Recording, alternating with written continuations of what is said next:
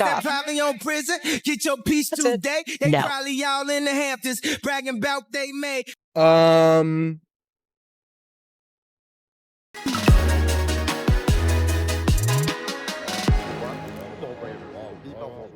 Guys, thanks so much for being here with me today. So I'm excited to bring you a show. I actually am going to be heading away for the weekend to spend some time with family that are visiting here in Miami. So we'll have to wrap this up early in the day, but there's just so much going on. I was originally going to take a day off, and then I said I can't because so much is happening, and I have strong feelings about a lot of it.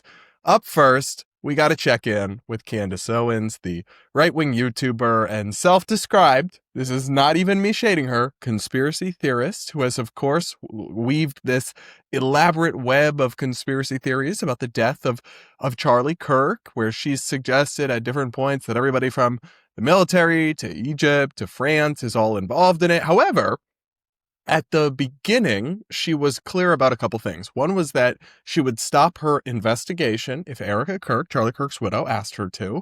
And the other was that she wasn't accusing Erika of any wrongdoing.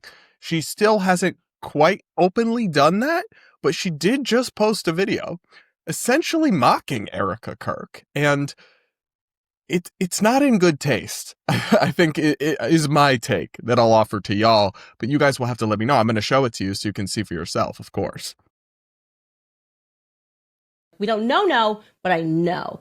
What that mean? Whoever your advisors are, fire them. It's a woman. This is one of those fun episodes where no matter who you are, there's something for you to be offended about. I am actually an expert on all matters that are fake, and I don't like girls. I need a hug. American planes are in the skies in Iran. They don't know what the they're doing. It's not talking to you. Are you still talking about Jeffrey Epstein?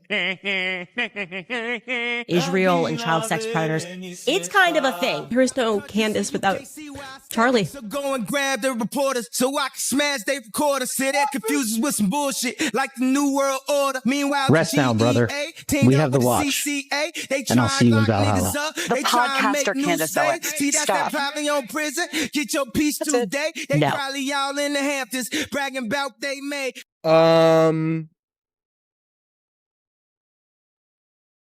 I've seen that multiple times.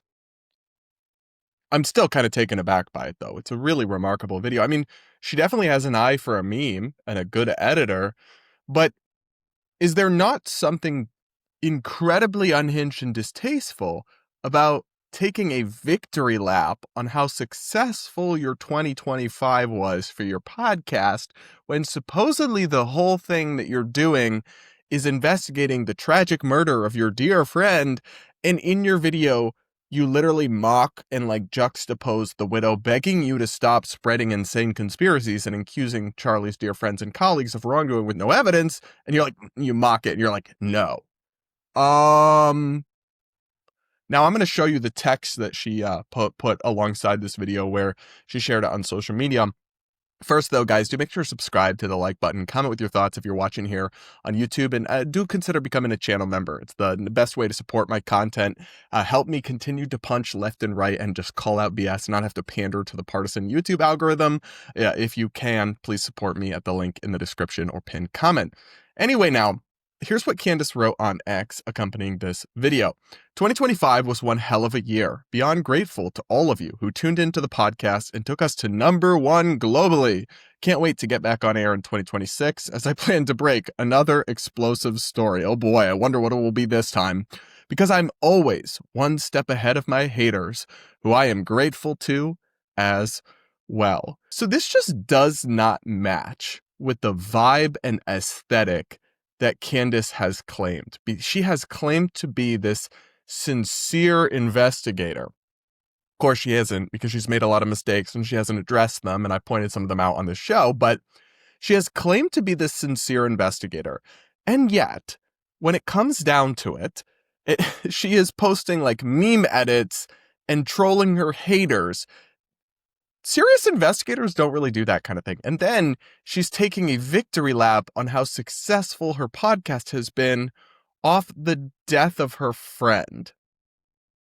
I'm not saying there's anything wrong with getting a lot of views. I would love to have her viewership. I think it's the way she gets those views that's the problem, not the fact that a lot of people watch her. That's great. And even monetizing it in the way that she does, I think it's a bit much. She reads like 6 ads an episode, but still, get your bag, girl. It's the content I have a problem with, but there also is something like just uncouth about this, about dancing on how successful you are and how much money you're making, therefore, when it's all because your friend died. Now, her show was popular before, but that all the Charlie Kirk stuff has taken it to another stratosphere. So a lot of people pointed this out online, not just me. Emily Saves America wrote on X, if someone murdered my best friend, I would have nothing to celebrate and I would not be reflecting on my success. Crazy thought. Another person replied, what stage of grief over the death of your best friend is this? Another person said, I'm so happy that Charlie Kirk's death worked out well for you. Somebody else added, way to dance on Charlie's grave because his assassination benefited you so much. Read the room next time. More comments here. It did not go over well on social media for the large part. I would have expected you to describe it as a heartbreaking and painful year, but I guess you've moved on fast. Another person wrote, not only did Candace describe the year in which her friend was murdered as a hell of a year because her podcast spiked, but she taunts his widow in her montage. After harassing and slandering Erika endlessly and daring her to say stop, Candace mocks the moment she finally did. And I think I have to say, that's actually the part of this video and of this post from Candace that I find the most objectionable. If she was just dancing on her haters and trolling her haters, that would be one thing. But she's pretty openly trolling Erika Kirk, Charlie's widow. She's including the tearful shot where Erika begged her to stop spreading conspiracies about her husband's death, and then her saying no, and she's not even addressing and has yet to really address the fact that Candace promised on camera she would stop her investigation if Erika Kirk asked her to, said, please stop. Then Erika Kirk gets on television and asks her to. And she's like, no. And not only is she saying, I'm sorry, I've changed my mind, I can't stop. She's also like trolling Erika. This isn't okay. Like, this is not a classy or respectful way to engage on this topic when you're supposedly someone who cared about Charlie deeply. Do you think he would want you memeing his widow? Like, what are we even doing here? How is this even a conversation? How does anyone think this is okay or acceptable behavior? And then when you criticize this stuff, people just say like, oh, you must love Israel or you must be paid by Israel. None of which is true in my case. They would say, I hope you enjoy your $8,000 or $7,000 or whatever. It's like, well, I don't know when it's coming because I have yet to receive it. I'm just calling this out because I care about facts and truth and decency.